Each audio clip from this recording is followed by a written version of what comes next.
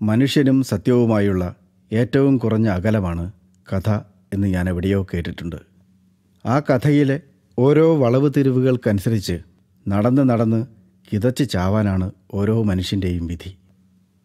അല്ലെങ്കിൽ ഇത്രയധികം കെട്ടുപാടുകൾ എൻ്റെ തലയിൽ വന്ന് ചാടിയതെങ്ങനെ? അതുകൊണ്ടാണല്ലോ ജീവിതം മുന്നോട്ട് പോകുന്നതിനായി എനിക്കിതുപോലുള്ള പട്ടികളുടെ മുന്നിൽ വന്നിരിക്കേണ്ടി വന്നത്.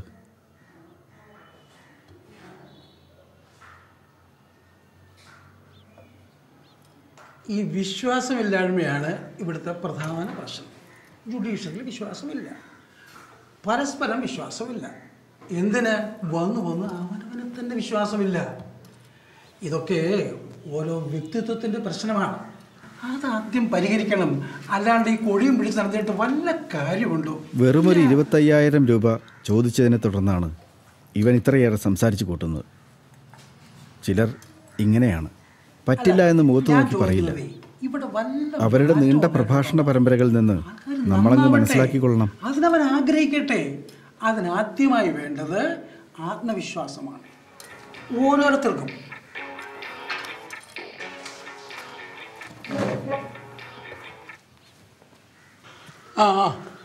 കുറച്ചോളൂ. ഓ ഓ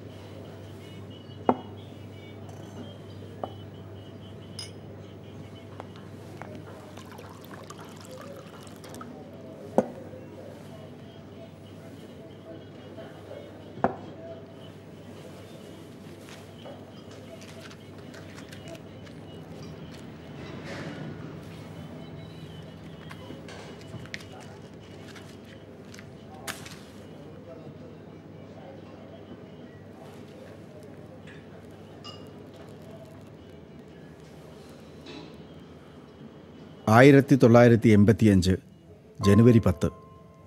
എൻ്റെ കവിതകൾ ഉറക്കെ ചൊല്ലിയിരുന്ന അവളെ ബുഖാരി ലോഡ്ജിലെ ഇരുണ്ട ഗുഹയിൽ വെച്ച് അറിഞ്ഞപ്പോൾ 1994 ഡിസംബർ 5 വിവാഹമോചനം പോലും ചോദിക്കാതെ കൈക്കുഞ്ഞിനെയും എടുത്ത് ഭാര്യ ഇറങ്ങിപ്പോയപ്പോൾ 1997 ദിവസം ഓർമ്മയില്ല. പ്രത്യേകിച്ചൊരു കാരണവുമില്ലാതെ അവസാനത്തെ ജോലിയും നഷ്ടപ്പെട്ടപ്പോൾ എല്ലാം ഞാൻ ഓടിയെത്തിയത് ഈ പോക്കറ്റ് ബാറിലാണ്. ഇവിടെ ഞാൻ ഒരുപാട് കടം പറഞ്ഞിട്ടുണ്ട്.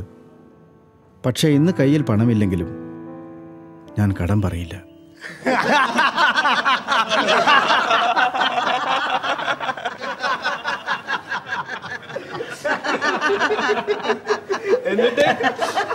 എന്നിട്ട് എന്താവാൻ ഞങ്ങളൊരു 10-15 ആൾക്കാർ കൂടി അവളെ ഞെട്ടിക്കാം.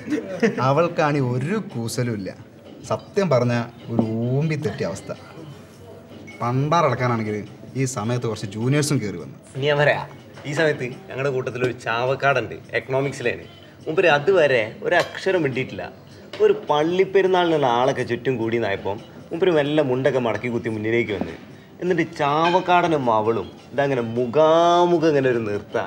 ഈ സമയത്ത് ചാവക്കാടിൻ്റെ ഒരു ചോദ്യം, എന്താടി നിൻ്റെ പേര്? എന്തായാലും പേരെന്തായിരുന്നു? ബ്രിജിത്ത് മേരി വർഗീസ്. അത് കഴിഞ്ഞിട്ട് ചാവക്കാരൻ ഒന്നും കൂടി ഞങ്ങളുടെ അടുത്ത് വന്നിട്ടൊരു ഡയലോഗാണ്, എടി 10 മുലയുള്ള പട്ടിക്ക് നിൻ്റെ അത്ര അഹങ്കാരമില്ല, പിന്നെയാണോ 2 മുലയുള്ള നിനക്ക്? പ്രശ്നം പറ്റിയ അവിടെ ഇതല്ല. ആ സമയത്ത് ഒരടി കിട്ടിയ പോലെ ക്യാമ്പസ് നിശബ്ദം. അവളതാ പൊട്ടി പൊട്ടി കരയാൻ തുടങ്ങി. പിന്നൊന്നും പറയണ്ട വച്ചു, 8ന്റെ പടിയാ കിട്ടിയത്. 10 ദിവസം സസ്പെൻഷൻ.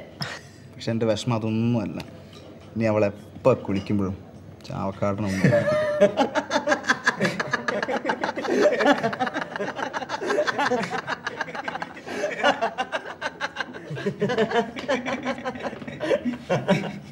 ഈ പറഞ്ഞതൊക്കെ ശരി, പക്ഷെ ഒരു പെൺകുട്ടിയുടെ അടുത്ത് ഇങ്ങനെ ഈ 10 മുല 2 മുല എന്നൊക്കെ പറയുന്നത് വളരെ മോശമായിട്ടുള്ളൊരു കാര്യമല്ലേ? അളിയൻ്റെ പെങ്ങളൊന്നുമല്ലല്ലോ. എൻ്റെ അറിയാ, ഒരു മനുഷ്യൻ്റെ കാഴ്ചപ്പാട് മാറാൻ ഈ സമയം മതി.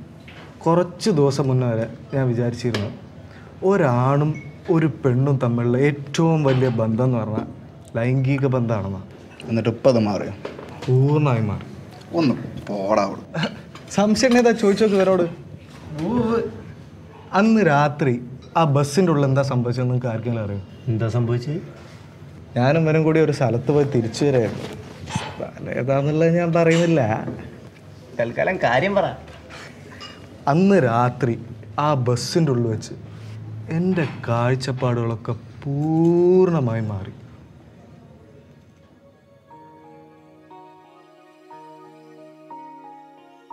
ഏതൊക്കെയോ വഴികളിലൂടെ ഓടിക്കൊണ്ടിരിക്കുന്ന ഒരു ബസ്, പുറത്ത് കനത്ത തണുപ്പ്, വണ്ടിയിലെല്ലാവരും ഉറക്കം.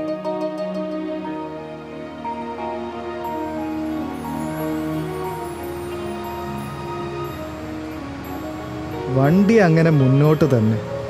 ചുറ്റുമാണെങ്കിൽ മരുന്നിന് പോലും ഒരു പീസില്ല.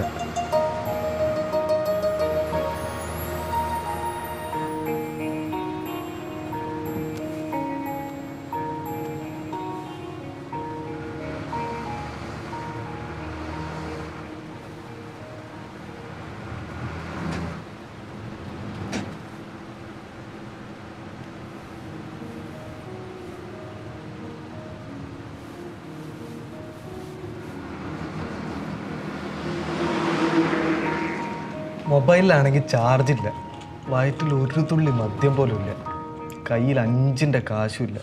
ചീഞ്ഞ അവസ്ഥ സത്യം. പക്ഷെ തീർത്തും അപ്രതീക്ഷിതമായിട്ടത് സംഭവിച്ചത്.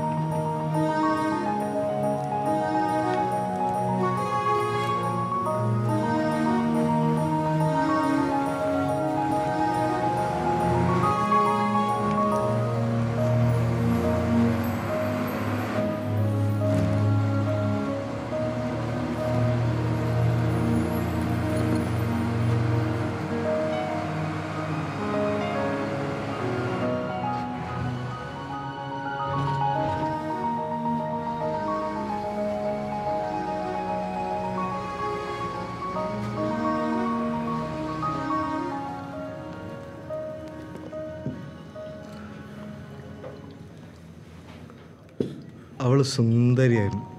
സുന്ദരി എന്ന് പറഞ്ഞാൽ ഏതൊരു ചെറുപ്പക്കാരനെ ഇളക്കാൻ പറ്റിയിട്ടുള്ളൂ.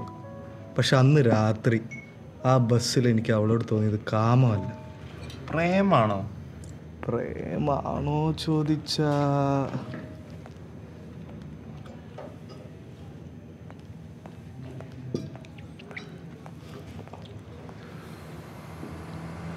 തിരിഞ്ഞു നോക്കാതിരിക്കാൻ കൺട്രോൾ തരണേ എന്നായിരുന്നു എൻ്റെ പ്രാർത്ഥന. കാരണം രാത്രി യാത്രകളിൽ അപരിചിതനായ ഒരു ചെറുപ്പക്കാരൻ തിരിഞ്ഞു നോക്കിയാൽ ഏതൊരു പെണ്ണും പേടിക്കും. കിളവൻ്റെ കൂടെ കയറി വരുമ്പോൾ ഞാൻ അവളുടെ കണ്ണിലെ പെടച്ചിൽ കണ്ടതാ. പക്ഷേ ഒരു ദുർബല നിമിഷത്തിൽ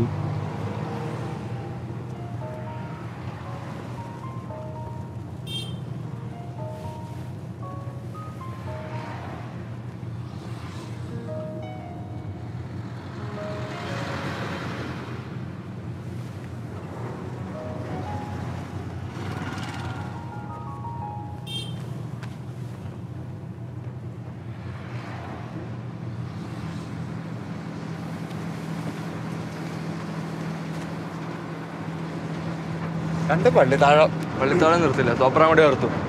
ആ എന്നാ ശരി.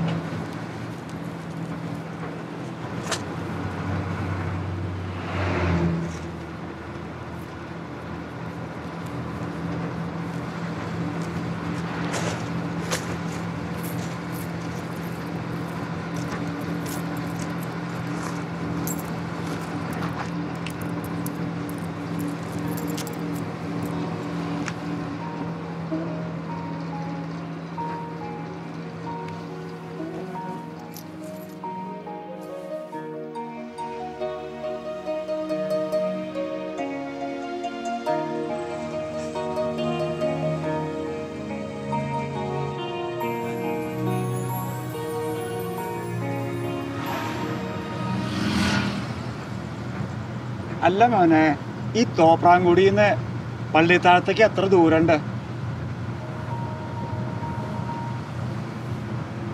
ഒരു 3-4 കിലോമീറ്റർ ആണ്. അമ്മ എങ്ങോട്ടാ രാത്രി ഈ പള്ളിത്താഴത്തേക്ക്? എന്ത് പറയാനാ മോനെ, ഈ കൊച്ചിന് നാളെ അവിടെ ഒരു പരീക്ഷ ഉണ്ട്. വൈകുന്നേരം ആകുമ്പോഴേക്കും എത്താൻ പാകത്തിനാ പുറപ്പെട്ടെ. കഷ്ടകാലത്തിന് നേരമൊക്കെ അവിടെ തെറ്റി. ഈ നേരത്ത് ഇപ്പൊ അവിടെ ഇറങ്ങിയിട്ട് അമ്മ എന്ത് ചെയ്യും? വല്ല ലോഡ്ജോറ്റ് നോക്കണം. അമ്മാവൻ എന്തായി പറയണത്? ആ സമയത്ത് ഒരു പെൺകുട്ടിയെ കൂട്ടി ചെല്ലാൻ പറ്റിയ സ്ഥലമാണോ ഈ ലോഡ്ജ്? കാലം മാറി. ഇപ്പൊ എന്താ ചെയ്യാ?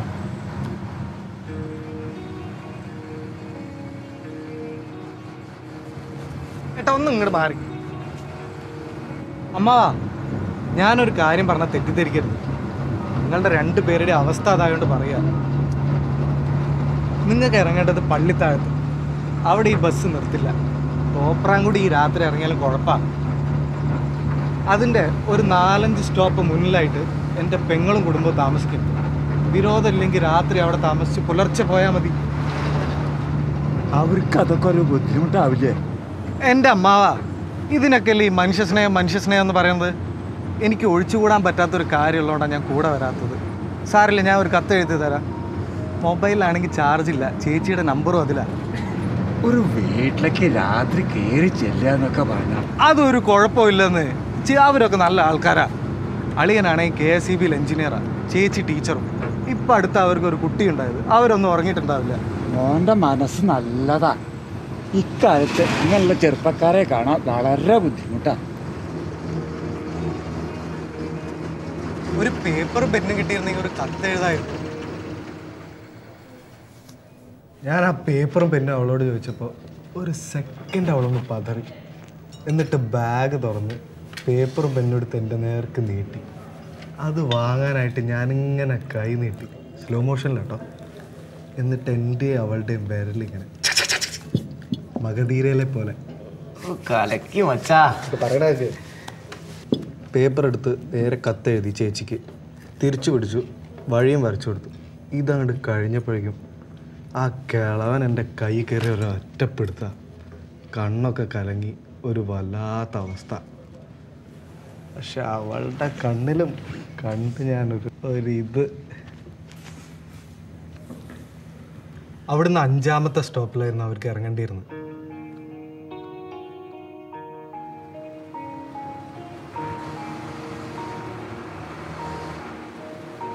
ഇതാ സ്റ്റോപ്പ്.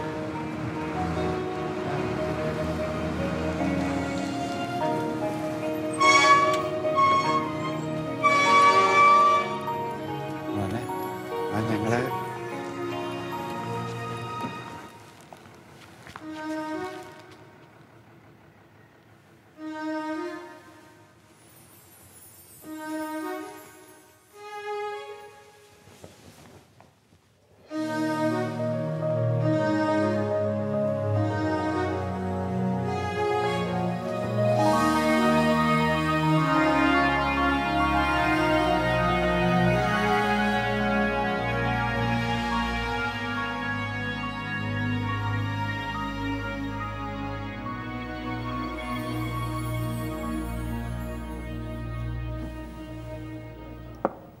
എടാ നീ അവളുടെ നമ്പറൊന്നും വാങ്ങിയില്ലേ?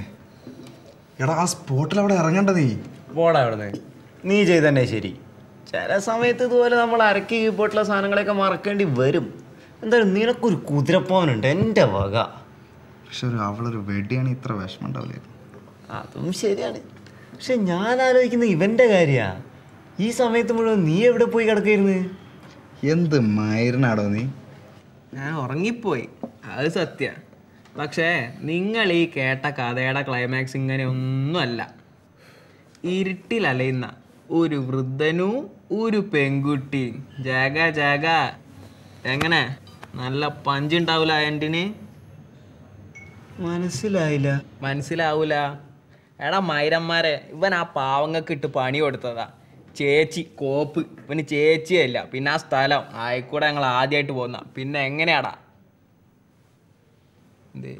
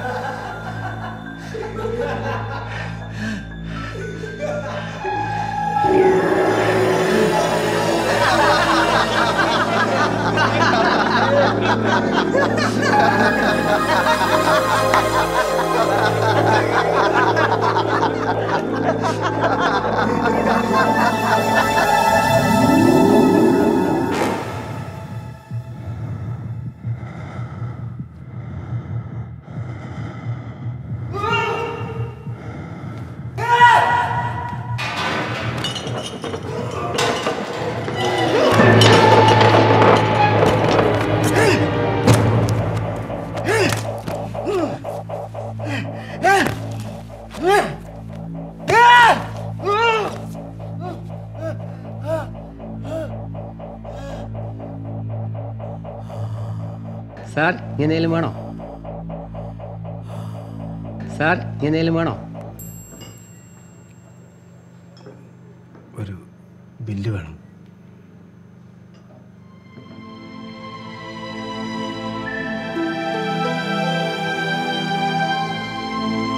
സ്റ്റോപ്പ്. ഇനി ഞാൻ